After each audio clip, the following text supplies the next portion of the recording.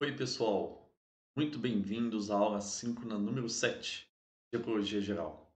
O tema da aula de hoje é estratégia de histórias de vida. Nós já vimos que os recursos são limitados nos ambientes naturais. Da mesma forma, dentro dos organismos, eles também são limitados.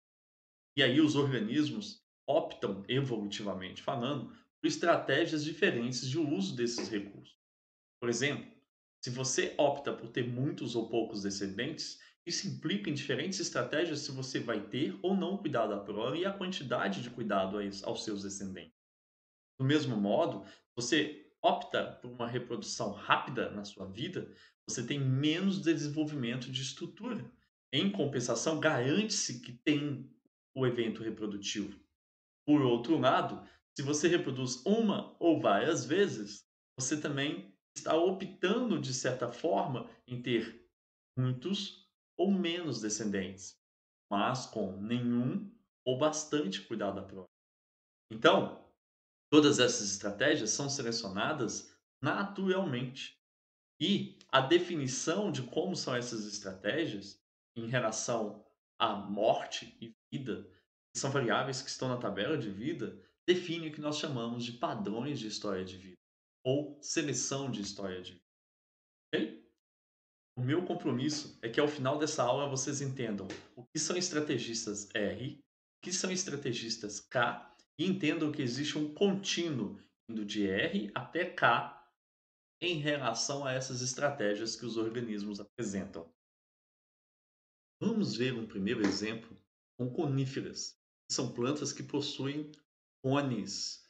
São as pinhas que a gente usa, por exemplo, agora no final do ano, elas vão começar a aparecer na época do Natal. Né? Esses cones são estruturas reprodutivas que se abrem e liberam quando ele está fecundado, liberando as sementes. Ok? E dentro do tronco dessas plantas, a gente consegue visualizar anéis de crescimento. E esses anéis de crescimento, eles ilustram como que foi o crescimento da planta no ano anterior. Ou seja, se a planta tinha recursos em abundância, ela cresce mais e a gente consegue visualizar uma faixa de crescimento mais larga. Se durante um período ela tinha menos recursos, ela cresce menos e a gente visualiza uma faixa mais estreita. Aqui a gente ilustra um exemplo que relaciona a largura desses anéis de crescimento das plantas com o número de cones que elas produzem. Quando você tem anéis de crescimento com largura maior, você tem uma produção de cones menor. E vice-versa. Você tendo maior produção de cones, você tem largura média entre os anéis de crescimento menor. Ou seja, uma planta que investe muito em crescimento, ela vai ter menos energia liberada para ser alocada na produção de cones e vice-versa.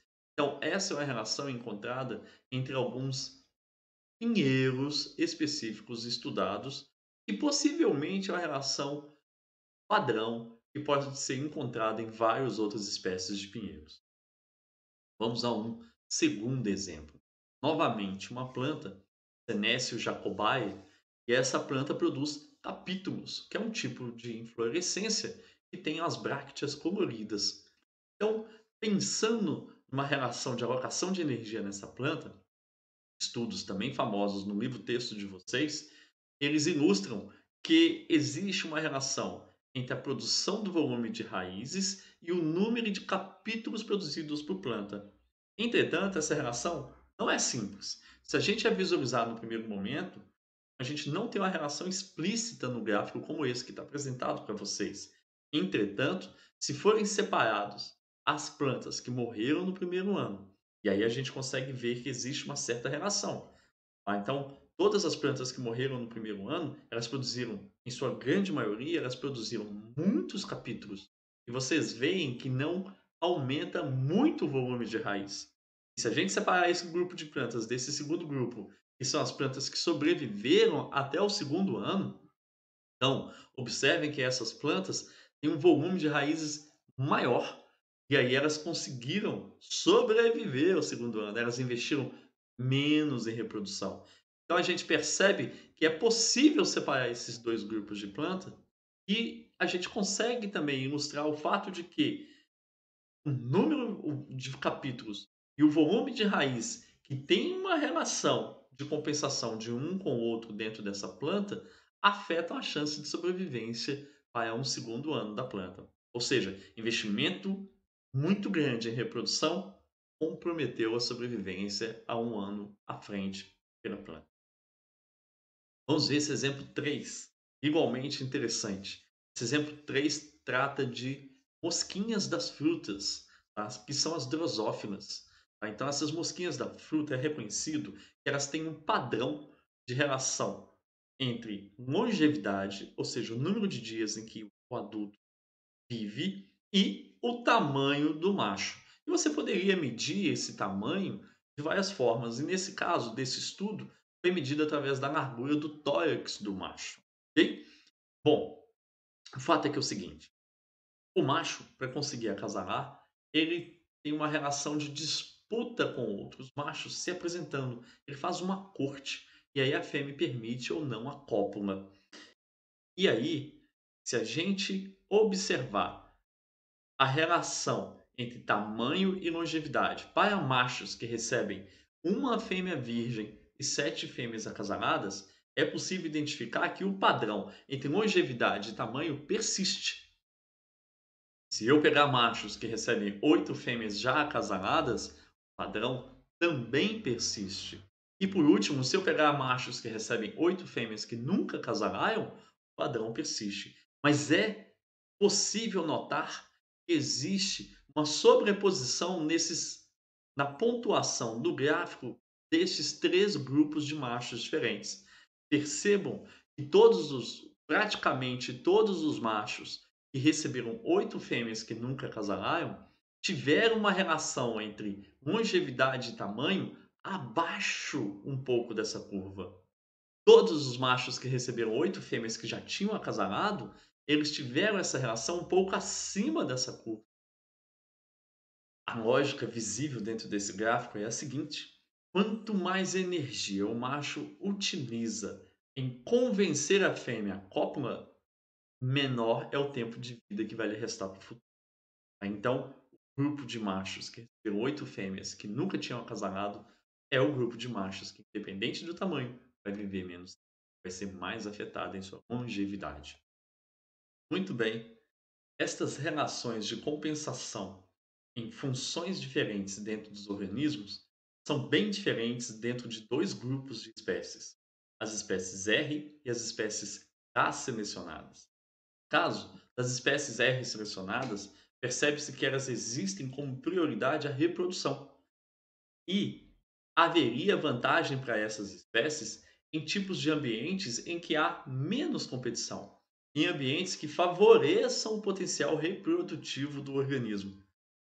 E esses ambientes podem ser, por exemplo, ambientes que são efêmeros, que vão existir por pouco tempo, ou ambientes que estão iniciando um processo de colonização por organismos. Dessa forma, essas espécies elas tendem a ser semióparas, mais comum, serem generalistas, ou seja, terem poucas exigências com relação às condições dos seus recursos, terem curva de sobrevivência do tipo 3. Do outro lado, a gente encontra as espécies K-selecionadas. As espécies K-selecionadas têm menos potencial reprodutivo do que as R. E as espécies K-selecionadas ocorrerão frequentemente em hábitats em que há intensa competição. É comum que esses organismos sejam heteróporos, tenham um tamanho de corpo maior, sejam especialistas, ou seja, não consigam sobreviver num intervalo de condições e recursos grande, mas algo mais especial, mais estrito, e que tenham curva de sobrevivência do tipo 1. O crescimento populacional exibido por essas espécies é comumente logístico ou próximo dele. Fazendo uma comparação entre as espécies R e K selecionadas, podemos obter uma tabela como essa. As espécies R selecionadas vão ter mais sucesso comumente nos ambientes instáveis, ao passo em que as K selecionadas nos ambientes estáveis. Essas R selecionadas também terão mais sucesso quando as suas interações independerem do número de indivíduos, ao passo que as K selecionadas quando as suas interações dependerem do número de indivíduos. O tamanho dos indivíduos R selecionados tende a ser menor o dos K selecionados maior. A energia despendida no filhote ou para cuidar de um filhote, ou na semente, ou investida para garantir a sobrevivência da semente, ela é menor nos R selecionados. E nos K selecionados é maior. O número de organismos na prole tende a ser bem maior nos R selecionados do que nas K selecionadas. A maturidade dos organismos R selecionadas deve ser precoce, enquanto que a dos K selecionados tardia. E a expectativa de vida mais curta nos R, mais longa nos K selecionados, com estrutura etária mais jovem nos R selecionados e maior número de indivíduos velhos nos K selecionados. Vai existir uma tendência a serem semélporos os R, uma tendência a serem heteróporos os K, e um padrão de sobrevivência do tipo 3 será específico, mais característico das R selecionadas, enquanto que 1 e 2 das K selecionadas. Observemos agora essas duas aves para aplicarmos o conceito de estratégia R e K selecionada. As aves, em comparação aos outros organismos, são considerados organismos K selecionados. Ninhos, poucos filhotes, cuidam deles.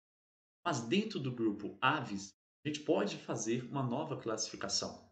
Essas duas aves têm níveis de exigência muito diferentes.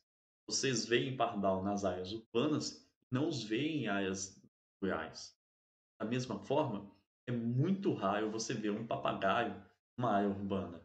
Deve ser bem mais comum você ver numa área natural conservada. Eu poderia dizer que o pardal é mais R e o papagaio mais K selecionado? De certa forma, sim. Entretanto, como ambos fazem parte do grupo de aves que é K selecionado, talvez fosse melhor dizer o pardal é menos K e o papagaio é mais K selecionado. E no meio, será que a gente encontra algum ave? Sim, é bem possível. Inclusive agora, enquanto eu estava gravando essa aula, um pouco antes, pousou na minha varanda esse camarada aqui, ó, bem-te-vi. Então, bem-te-vi a gente vê em áreas próximas de conservadas, em áreas rurais e na cidade. Esse cara pousou na minha varanda e veio aqui com jabuticabas. Então, ele não é tão generalista quanto o pardal, nem é tão especialista como o papagaio. Então, ele poderia estar no meio desses dois organismos que eu usei de exemplo. Isso nos leva à possibilidade de pensar que existe um contínuo entre estrategistas R e estrategistas K selecionados, de modo que eu posso fazer um uso de organismos de grupos totalmente diferentes e fazer uma classificação. Por exemplo, nessa sequência que está sendo apresentada, eu estou acompanhando ostras, que produzem milhares de ovos, peixes, podem ser migradores e produzirem também uma quantidade muito grande de ovos, anfíbios, que podem produzir centenas de ovos, roedores que são muito prolíferos, mas não vão chegar a produzir centenas de filhotes num único momento, felinos que vão produzir bem menos e primatas que vão ter um cuidado parental ainda maior do que os felinos e produzir menos. Ou seja, eu estou falando de organismos de grupos totalmente diferentes, isso aí de um mais R e de um mais K selecionado. Isso nos leva à conclusão de que o conceito estratégia de história de vida de seleção de história de vida, ele é bem utilizado se for de forma comparativa. Se eu virar e falar aquela planta é K selecionada, fica uma coisa meio solta. Mas se eu virar e falar que aquela planta é mais K selecionada do que aquela outra planta que está ali do lado, eu tenho uma aplicação adequada para o conceito. Conhecida essa teoria, eu chamo vocês para a ação. Gostaria que vocês dessem atenção ao material suplementar, cujo link eu estou deixando no campus virtual e também aqui nesse vídeo. Além disso, eu peço para vocês fazerem o exercício assíncrono número 4, cujo link está sendo deixado no campus virtual. Agradeço por terem assistido e até a próxima aula.